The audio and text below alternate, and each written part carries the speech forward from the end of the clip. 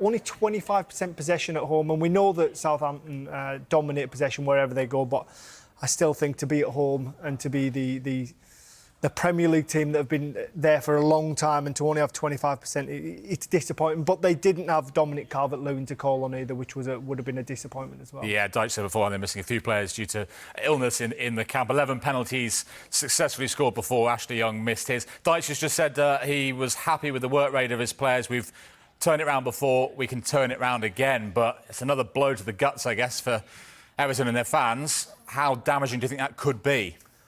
Yeah, listen, I'm sure they can turn it around. They've definitely got the quality, but it's too many seasons. We keep saying this about Everton now. It's season after season, and we can see their players are good enough, but they just can't seem to get any consistency. They finished last season quite strong, and we thought this season, pushing into the new season, the following next year, they'll be a bit stronger, they'll be more stable.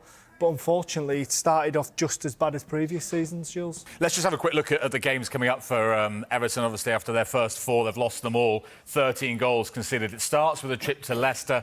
Palace come to Goodison after that. You've got the likes of Ipswich, Fulham, Southampton again, West Ham. How decisive a period does this feel like it is for Everton sort of between now and mid-November? Well, I mean, you look at, I think the 3 that jump out there, Leicester, Ipswich and Southampton, they are absolutely must-wins, or if they don't win them, they cannot get beat, and a few of them are away from home, so it's going to be a big month for Everton and Sean Dyche. They're all big games. I've been in a situation when I was at Fulham when we got relegated, and I'll never forget Scott Parker, because he experienced it the season before, I think, with West Ham, and we was about 8 games in, and he looked around the dressing room and he said, boys, 8 games quickly turns into 16 games. He said, like, the signs are here already. So it's going to, if that batch of games there, if they don't come through there with enough points or enough confidence, it's going to be a long, hard season for Everton. Yeah, because what follows quite easy games are hard games. Yeah. Do you know what I mean? None of the big boys are in there, so you know they're going to be following quickly after them lot of games. So, yeah, worrying. I mean, he sort of sailed them through very choppy waters last year with everything that was going on. Is the Dyche way still the right way for Everton, Lee?